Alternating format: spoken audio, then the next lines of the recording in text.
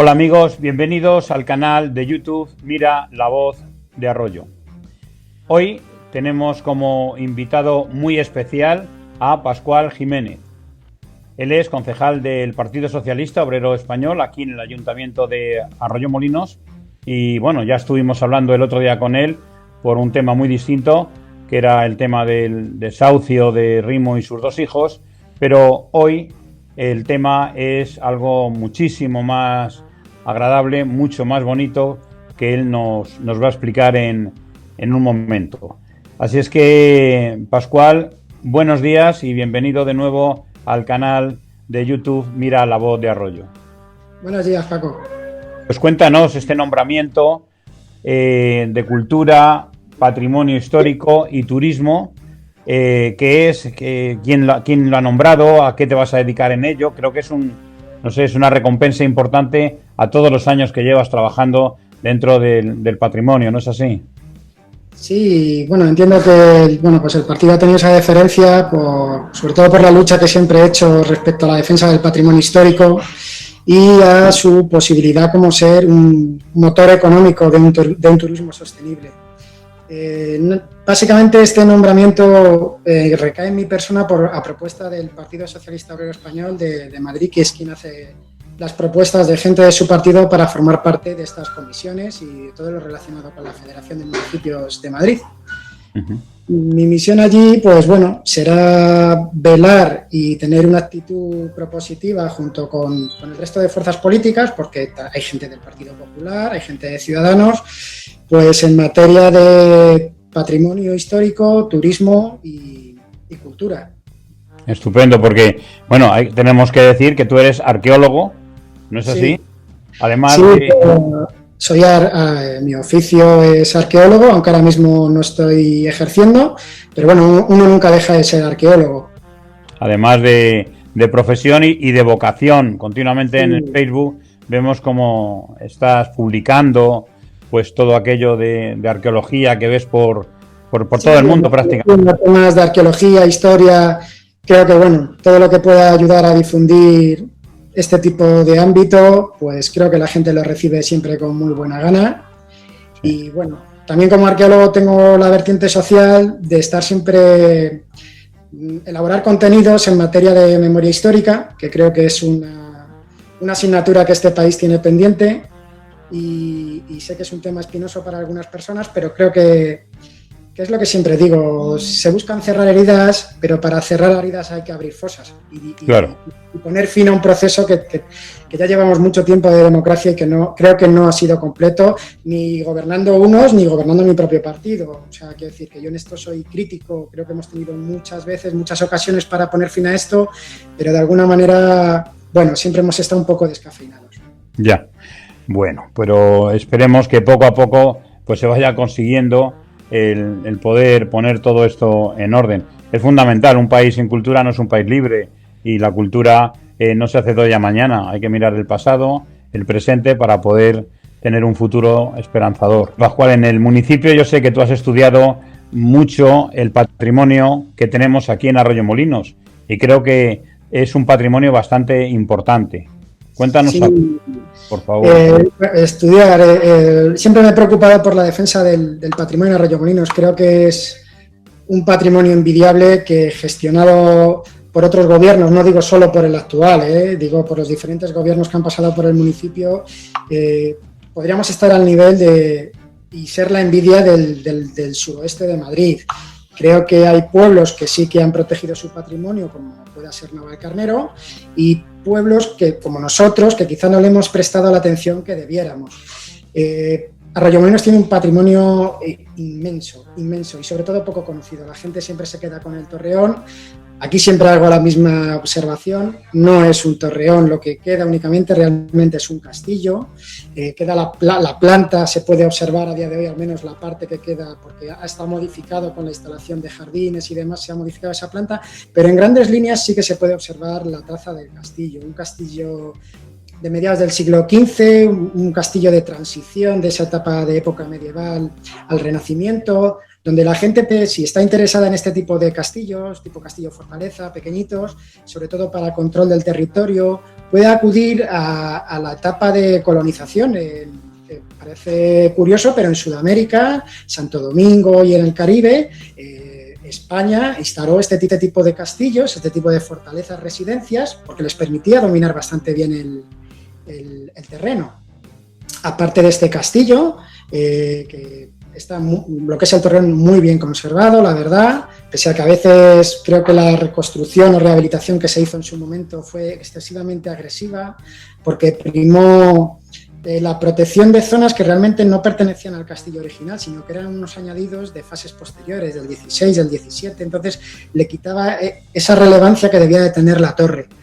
Por dentro igual, no se hicieron las cosas a mi entender como debían hacerse, porque, por ejemplo, la puesta de ventanas estancas no permiten que se airee por dentro de la fortaleza, y eso conlleva que esté lleno de desconchones. Se está cayendo el yeso, se está cayendo la pintura y realmente creo que está muy desaprovechado.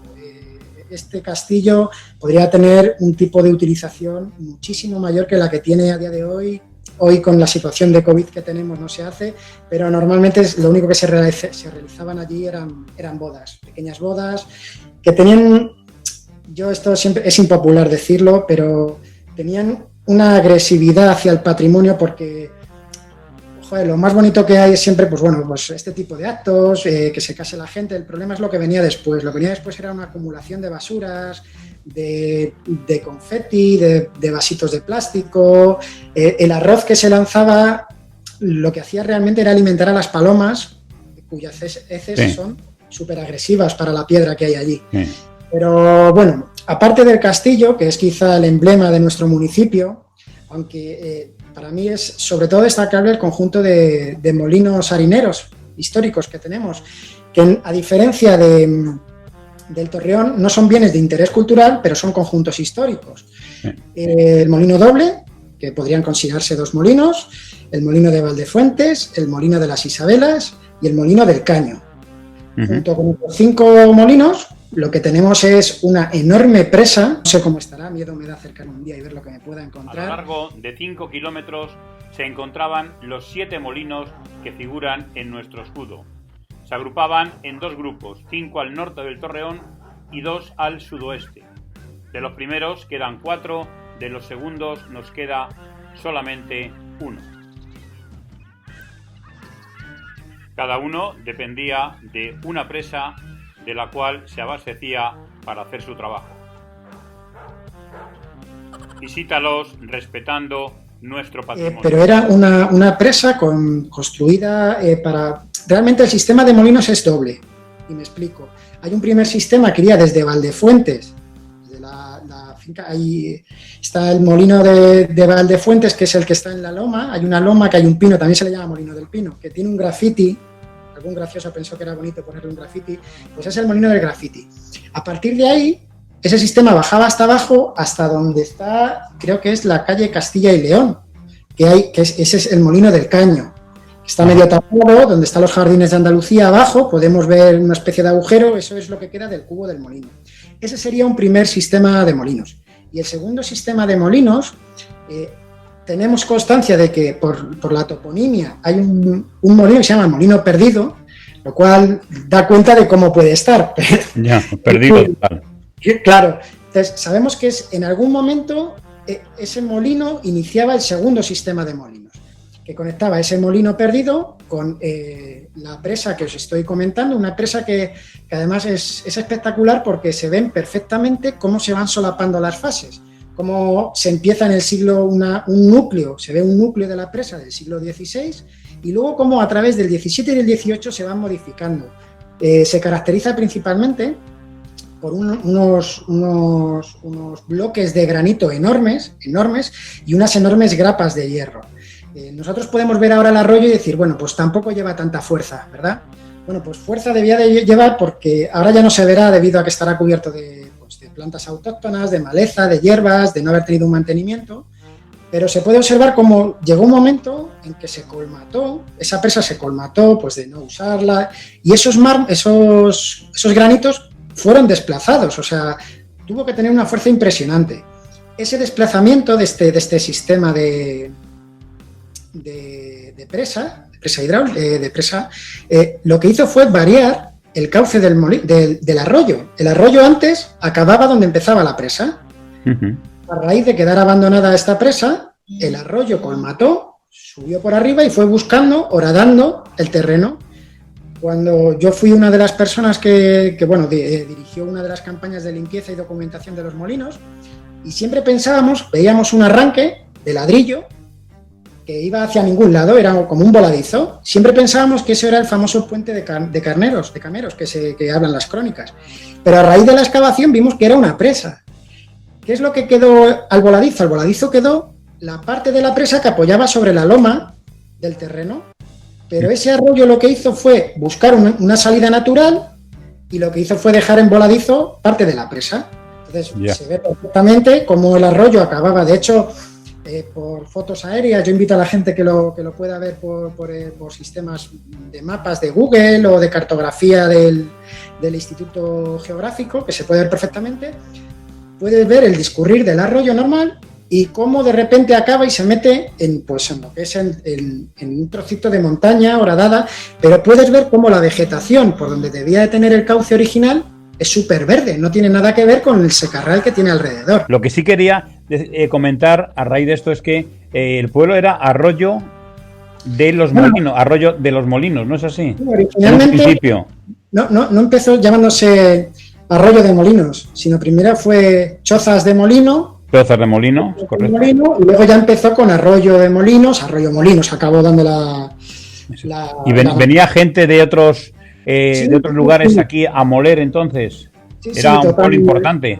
Mira, la gente que le pueda interesar el tema, no voy a ser como Paco Umbral, voy a hablar de mi libro, pero que esté interesado, yo publiqué un artículo concretamente de la molienda en Arroyo Molinos se llamaba algo así como Dominio, Poder y Bonanza en el Arroyo Molinos del 16.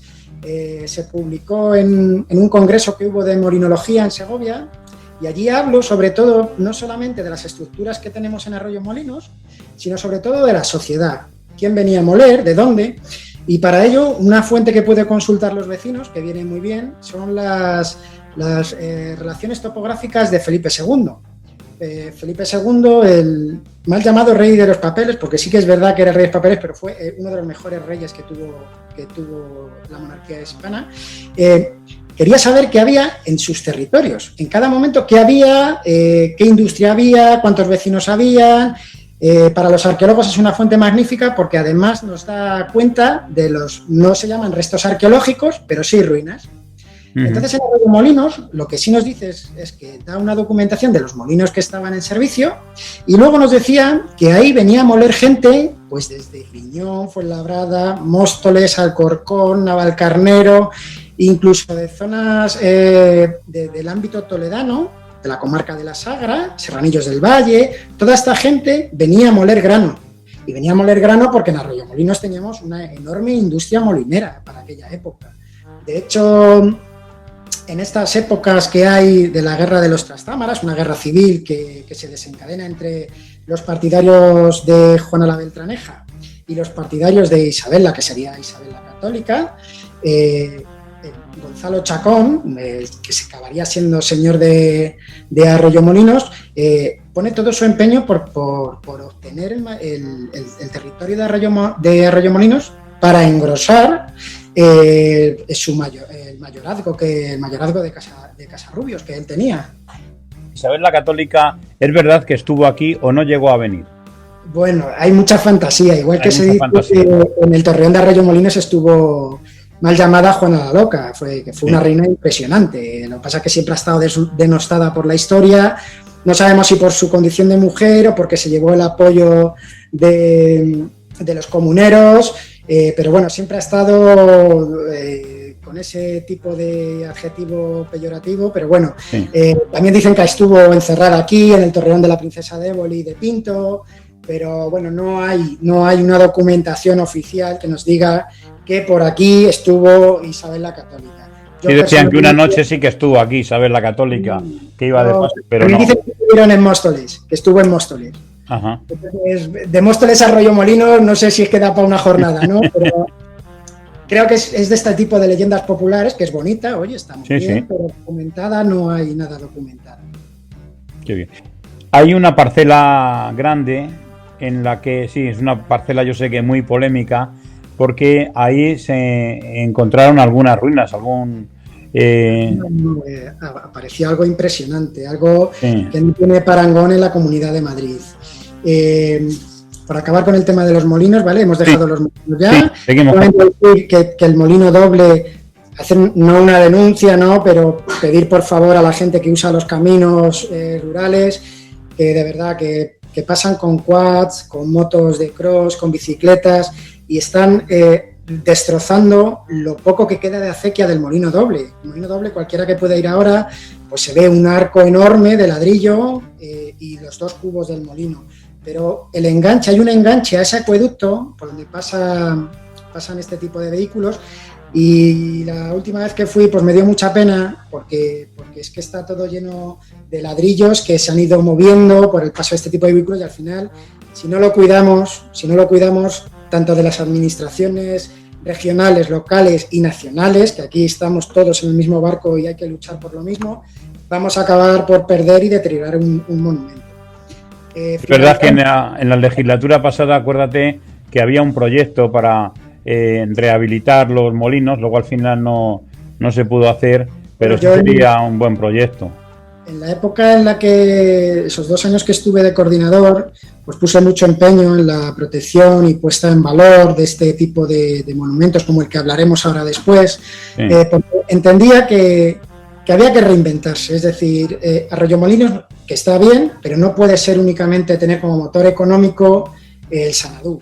No, la mayoría, sí, sabemos que hay una industria hostelera, que tenemos un polígono, pero yo entendía que un turismo bien entendido, un turismo sostenible y sobre el que se invirtiera, iba a dar mucho rédito y iba a poner al pueblo en la punta de lanza del turismo del suroeste madrileño, incluso de la Comunidad de Madrid. Como restos arqueológicos y restos patrimoniales, es teniendo cuidado y protegiéndolo con una campaña a medio y largo plazo. No hablo de lo inmediato, una acción inmediata sería proteger los restos, ni siquiera ponerlos en valor, protegerlos para no perderlos. Pero a medio y largo plazo, si se tiene una política concienciada, hay estudios que afirman que de cada euro que se invierte en patrimonio, se recuperan 6. Hay que añadir a esto puestos de trabajo. Sería un circuito que sería la gente que viene a hacer compras al Xanadu, podría venirse a comer al municipio, podría ver los restos.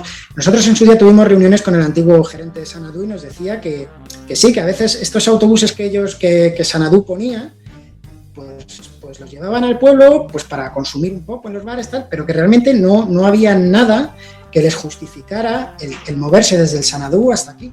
El poder venir, sí. Por eso la idea que yo tenía era crear una especie de consorcio turístico que pusiera todo esto en valor. Una buena idea y un buen proyecto que daría muchísimo juego al municipio, la verdad. Sabes que donde hay patrón no manda marinero, y los responsables, tanto mientras estuvimos en el gobierno como cuando nos fuimos, nunca creyeron en este proyecto, no lo veían viable y apostaban por otro tipo de modelo productivo. Entonces, sí, por lo menos más inmediato. Sí, es que el problema de las políticas a largo plazo es que normalmente no se ven porque los votos son más, se busca un voto más inmediato y no se gobierna para un futuro, se gobierna para un presente prácticamente inmediato. Mi crítica principal era que, por ejemplo, igual que se había sacado un auténtico dineral para hacer rotondas, pues se podía haber sacado dinero para poner en valor esto. Se podía haber hablado con el plan PIR, se podían haber hecho grandes propuestas en materia de patrimonio, con los remanentes de los ayuntamientos. Hay una parte que la ley del suelo te permite usar específicamente para poner en valor y proteger tu patrimonio, pero bueno, los responsables nunca creían en el proyecto, no lo veían, y uno es cabezón, se puede estar pegando definiendo un proyecto, pero cuando ya presentas incluso hasta 8 veces el proyecto y lo defiendes y ves que lo que hay es un intento de marear, la verdad es que de marear la perdiz, pues ya llega un momento que dicen, oiga, pues hasta aquí he llegado, yo bueno, consiento hasta cierto punto. Ya llega un momento en que no voy a seguir presentando el mismo proyecto porque usted me está pidiendo otra serie de cosas que ya se las estoy explicando y lo que hay de fondo es que no se cree usted el proyecto. Pues dígamelo. Esperemos que ahora con la nueva corporación esto pueda llevar a buen término. Vamos a ver si es posible. ¿Tú tienes fe en que pueda ocurrir o no? ¿Tienes tus dudas? Yo tengo en pocas cosas y en poca gente. Pero bueno, hoy, por ejemplo, me he llevado la grata sorpresa de que me han felicitado por el nombramiento parte del equipo de gobierno, tanto el portavoz del Partido Popular, Andrés, como el portavoz de Ciudadanos, Andrés Martínez, me han felicitado, me han dicho que a ver si podíamos hacer algo. Yo les he dicho que en materia de patrimonio me van a tener a su disposición constante porque para la defensa del patrimonio y su puesta en valor es algo que está por encima de siglas y de ideología. Entonces, pues, les he dicho que conmigo pueden contar para absolutamente todo. O sea, en materia propositiva, la defensa, el pedir ayudas, el poder hacer lo que ellos consideren oportuno, al PSOE y a mi persona nos van a tener siempre con la mano tendida. Siempre. Fíjate que dices que te ha sorprendido el que te feliciten, algo que se supone que debería de ser normal, ¿no? Porque es un nombramiento importante para el municipio y para ti como persona, por supuesto, y para tu partido, ¿no? Cosas que deberían de ser normales las vemos hoy en día como extraordinarias. Pero bueno, la sociedad es así. Yo entiendo que ha habido un periodo en que se está intentando convertir la política municipal en un lodazal de voces, de ataques personales, pero sobre este murmullo que hay siempre, creo que a la hora de la verdad los partidos lo hemos demostrado. A la hora de hacer propuestas sobre COVID nos han encontrado ahí. Claro. A la hora de propuestas conjuntas que beneficien a la población nos han encontrado ahí. Más allá de las discrepancias políticas y las críticas que se puedan hacer luego a cómo han interpretado las cuestiones, pero que a la hora de arrimar el hombro, creo que no. Y en materia de patrimonio, pues hombre, ya te digo que es que aunque si hacen propuestas lógicas y buenas, incluso Vox, que estamos en las antípodas ideológicas, pues hombre, si están proponiendo, por ejemplo, en su día que propongan la recuperación del patrimonio, oiga, ¿cómo no voy a apoyar una recuperación del patrimonio? Luego analizaríamos en qué términos y cómo, pero claro. Patrimonio, ¿cómo no voy a apoyarla? Venga de Vox o venga de quien venga. Está clarísimo. Sé que tú trabajaste muchísimo en la limpieza del Torreón y sí. Por más que se avisa y se dice, pues la gente somos un poco descuidados y mantenemos el Torreón no en muy buenas condiciones, me refiero a los alrededores, ¿no? Entonces, pues sí deberíamos desde aquí, a ver si sirve, pues decir que, hombre, que hay que poner en valor, por supuesto, esta pieza histórica muy importante y también esa limpieza, el que no se tiren pues todo tipo de desperdicios. La verdad es que es una situación muy triste. O sea, cuando entré como coordinador de la concejalía, una de las primeras medidas, que esto soy crítico incluso conmigo y con la forma en que funciona la administración, pero la administración va como va, que es un gigante que anda muy despacio. Sí. Entonces, no se podía contratar gente para limpiar, los jardines estaban muy mal, aún así he de reconocer que desde Emugesa mandaron jardineros que me ayudaron, no fue una labor que hice yo solo. Hubo ciertas críticas por parte de gente no críticas, a ver cómo me explico. No le gustaban que un coordinador se pusiera el traje de faena y se metiera con un pico, una pala, un azadón y una carretilla, que yo te veía. A recoger, pues lo que era un abandono manifiesto. Yo hice 2 campañas de limpieza, vuelvo a insistir, en las 2 campañas tuve ayuda inestimable, o sea, la gente de jardineros de Emugesa que vinieron a echarme una mano, gente de mantenimiento, de la Concejalía de Mantenimiento, vinieron a echarme una mano, pusieron a mi disposición absolutamente todos los medios posibles, porque hubo un momento en que incluso para comprar un paletín tardaba un mes en comprar un paletín o un cepillo que comprarlo yo mismo. Entonces ya cuando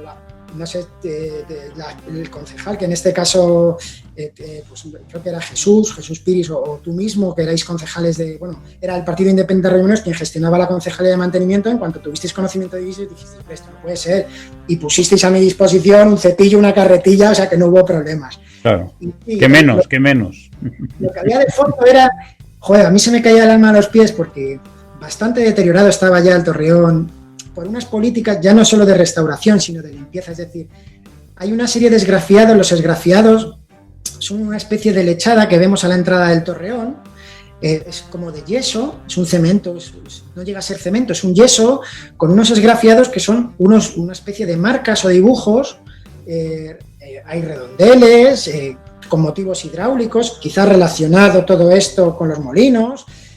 Lo que está claro que son motivos de un esgrafiado, se llama esgrafiado segoviano, porque viene de toda esa parte, ¿no? Entonces, ese esgrafiado se limpiaba con una catcher. Una catcher es agua a presión y lo que estaba haciendo esa catcher era levantar a trozos de ese esgrafiado. Entonces, ya no solo eso, que quizá, y el desgaste que conllevaba las piedras, muchas piedras están horadadas porque son de granito, entonces el impacto de agua a presión lo que hace es laminar el granito y se va perdiendo el granito.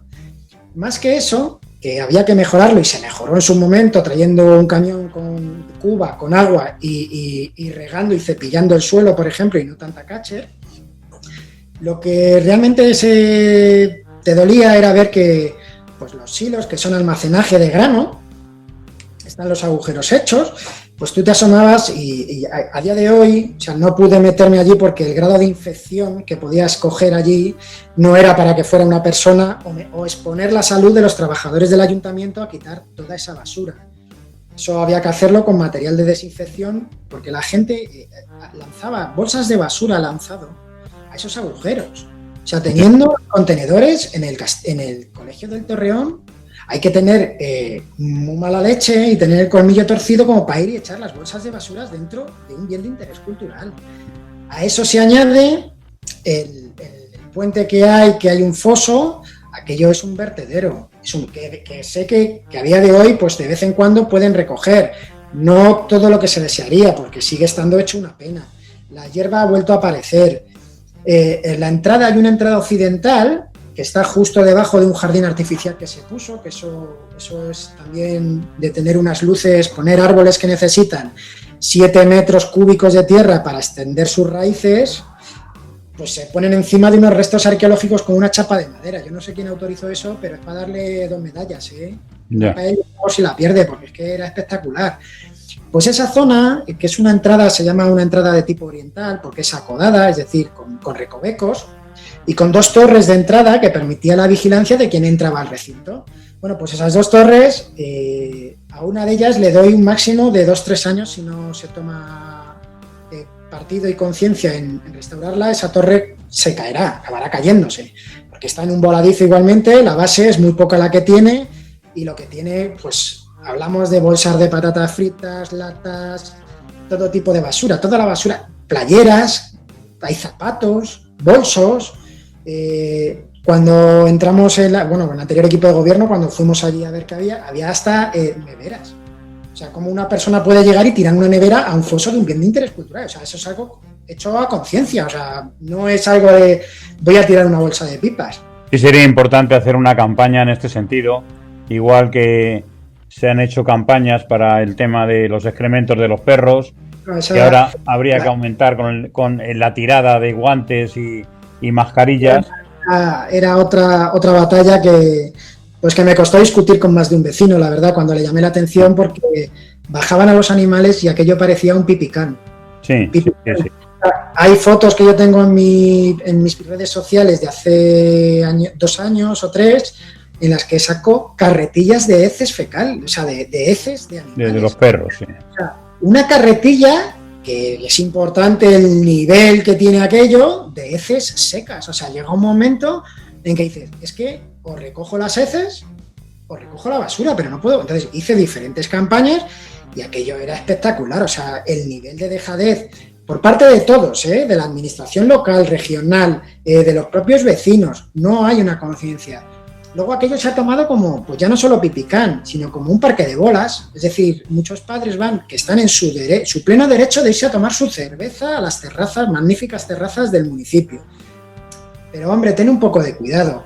Ya no solo por el deterioro que causan los niños, porque claro, aquello está abierto o no lo siguiente, ya no solo es por el deterioro de que pues quitan los cantos rodados del suelo, parten todo lo que pueden, los ladrillos se usan y los parten, que ya no solo eso, que es lo principal, sino también por la propia salud de los pequeños, es decir, aquello está rodeado de unas vallas que, bueno, pues yo sé que soy muy pesado, pero el proyecto de restauración y rehabilitación y protección no puede conllevar unas vallas que son realmente unas varas de madera con una especie de ferrallas que a la mínima se sacan y parecen puntas de lanza. O sea, eso se va a clavar cualquier día a un niño y vamos a tener una desgracia. Y por más que tú lo avisabas a los padres, oiga, mire, no es que su hijo solo esté haciendo el salvaje, que también, si pues, y lo más bonito que te decían era, métete en tus asuntos.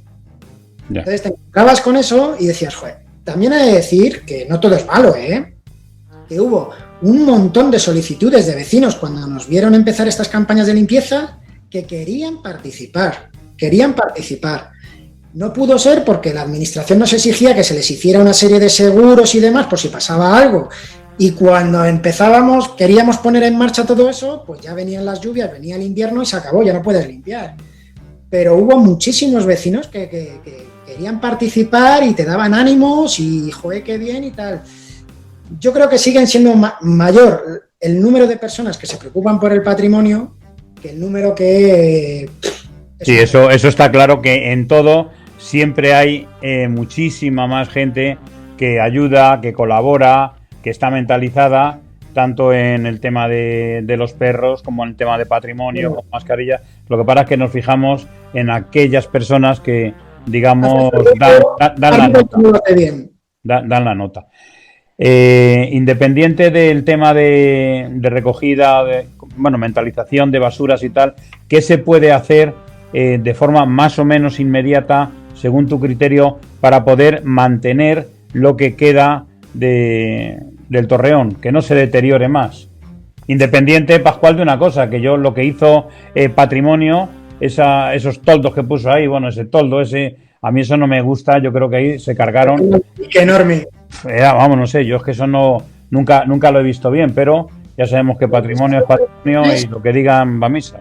Claro, esas autorizaciones no solo las da el ayuntamiento, sino que cuentan con el visto bueno de patrimonio. Es decir, esto no es una responsabilidad del ámbito local únicamente. No. Hay un organismo supralocal que dice hágase. Sí. Yo personalmente creo que no fue de las mejores opciones, porque además hicieron una especie de experimentos para el mantenimiento de los muros. Conforme entramos desde la carretera que hay, desde de acceso, es que es todo, el acceso al puente de madera, lo que se ve hacia abajo en el foso, eso se llama liza. Sí. Y la liza la intentaron proteger con una especie de... Decían que era un nuevo método innovador, tal. Bueno, el método innovador ha acabado que es que se está el propio material que pusieron queda muerto, una especie de yeso muerto, cemento muerto, que cuando cae lo que hace es que arrastra el ladrillo. O sea, ya no solo es que proteja, sino que además está colaborando. Está deteriorando, sí. Dieron visto bueno a barbaridades. Te pongo otro ejemplo. Se hicieron unos desagües. Bueno, para empezar, un bien de interés cultural debe exhibirse en su totalidad. O sea, lo que se haga no puede taparlo. Y la rampa de acceso que hay de madera tapa parte de la base del torreón. Exacto. Pero más allá de eso, hay cosas tan básicas. O sea, los desagües. Los desagües tienen salida, están canalizados, pero hombre, la salida de aguas no parece lo más oportuno que sea reventando la liza. En fin, esperemos que todo esto que estás apuntando, que además lo tienes súper documentado, eso sí lo sé, pues que se le haga llegar al equipo de gobierno y a ver si es posible que se pueda gestionar.